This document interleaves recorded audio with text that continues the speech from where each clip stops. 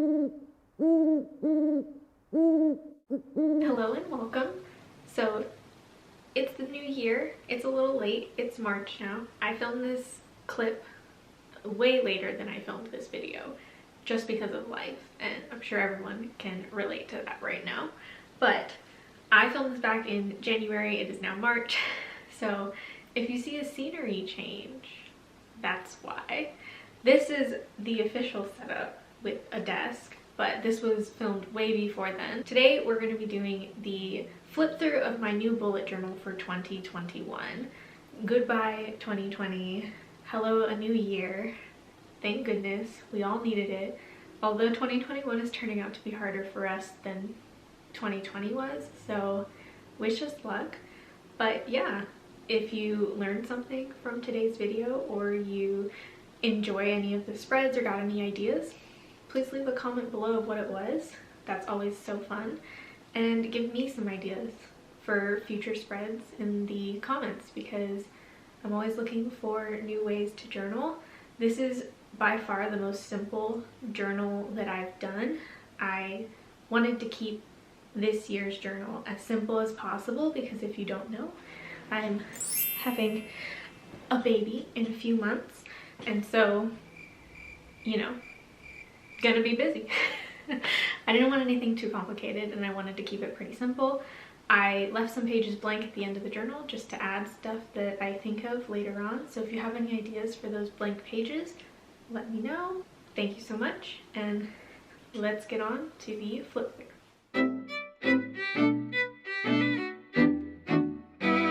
Before we get into the flip through, let's talk about the theme. I was heavily inspired by this card that came in a small self-care tarot deck. I felt like it was very fitting since we all need to kind of release 2020 and move on to 2021, whether it's better or not. But yeah, I just really liked this card and I wanted to channel that. And this is the Moon deck by The Moon Journal. Now to get started, I thought I would show you my 2020 bullet journal, which was an Archer and Olive journal. I got the one with silver gilded edges and these moons on the front.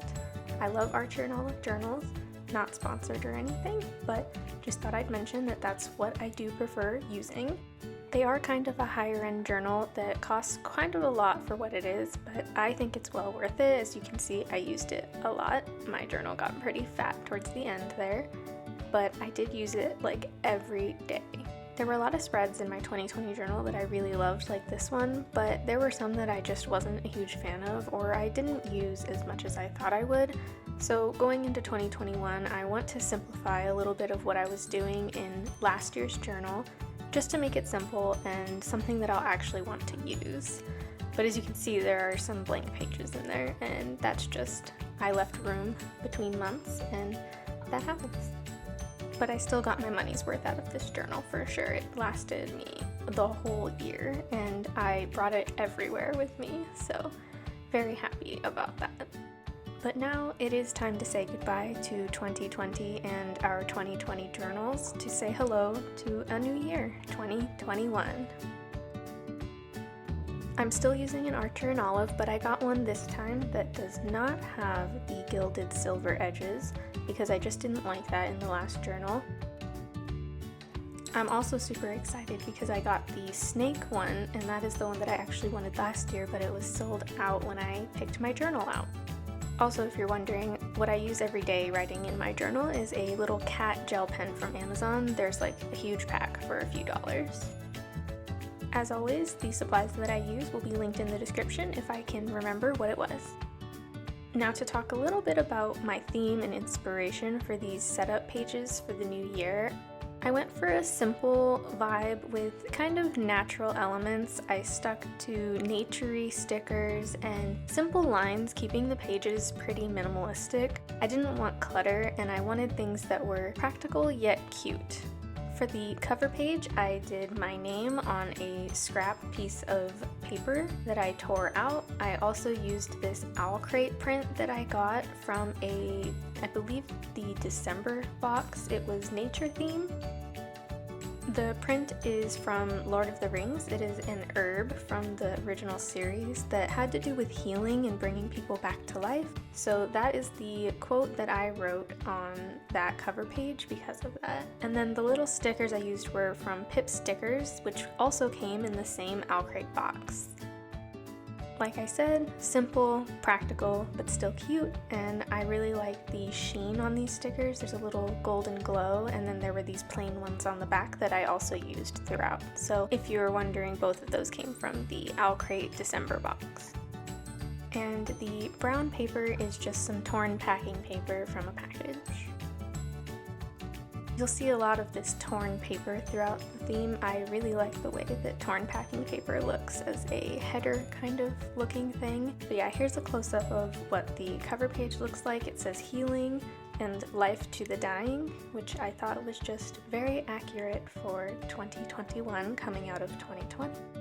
The next page is kind of another title page. I put a little envelope in the left page that I don't know what I'm going to use it for yet, so if you have any ideas, please let me know.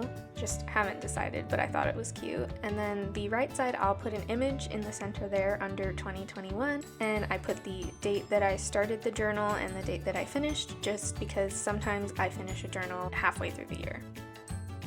I also haven't decided on the picture for the right side, but it'll probably be me, my husband, and our baby. The next page is my year at a glance. I did 2 Dutch doors within this spread so that I didn't have to redo the title several times, because I did end up enjoying that in last year's journal. I did this time make the pages different sizes so that they kind of stuck out, so the bottom one sticks out a little more, kind of like it's tabbed, so I can see all the pages at once and turn them easily so they're not all the same size in the center. Then I just used those OwlCrate stickers, packing paper, and a gel pen to do the rest of this. I also used some washi tape that I'll have linked down below.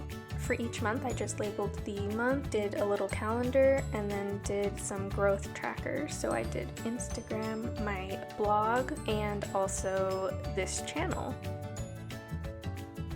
So on the last day of each month, I will just write in how many subscribers/followers that I have total. And then I left the left side of each of these sections blank for me to write in important dates. And then opposite the title on the right page that is showing no matter what month you're looking at, I did a master to-do list for the year. These are just bigger yearly things like car payment or rent or other things like that. I really love the way that this spread turned out, and I've already used it for 3 months and enjoy it a lot already, so I'm glad that I went through with doing this spread.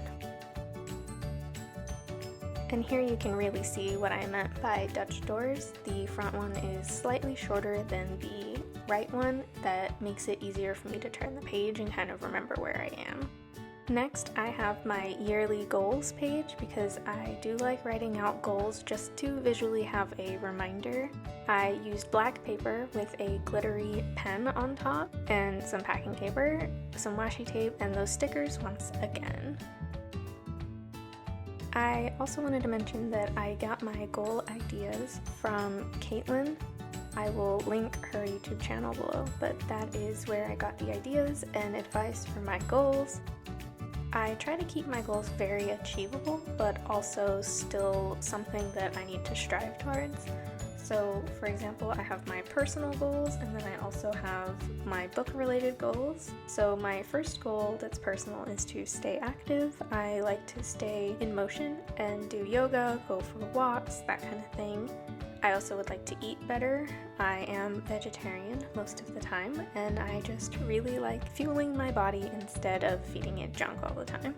And then I have Pursue Passions, which is just like starting this channel and being more active on my social media. I chose this goal because I tend to get kind of depressed and down when I don't keep busy, and I'm now a stay-at-home mom, so I need something to do. And that was one thing that I really needed, was to pursue passions even while I'm at home. Next is my bookish goals. These are my reading goals for the year, and my first one is broaden my horizons. I want to make sure that I'm reading more variety of genres and from different perspectives. Not that I don't, but I just want to start keeping track of it. Next, I have shop my shelves. I'd like to stop reading new books and instead read the books I already own because my TBR pile is massive. So yeah, just want to shop my shelves, which I started the Mission book box backlist for those of you who maybe also have too many OwlCrate subscription books you haven't read. And then my last goal is to read 24 books in the year, which ultimately means 2 books a month, but obviously that might not be the case every month. I'll just try my best. The next spread I have is my brain dumps. This is where my other bookmarks will be. These are more just general spaces for me to kind of write down personal and social related things, like more long-term notes and things to remember throughout the year. And again, as you can see, I kept it very, very simple.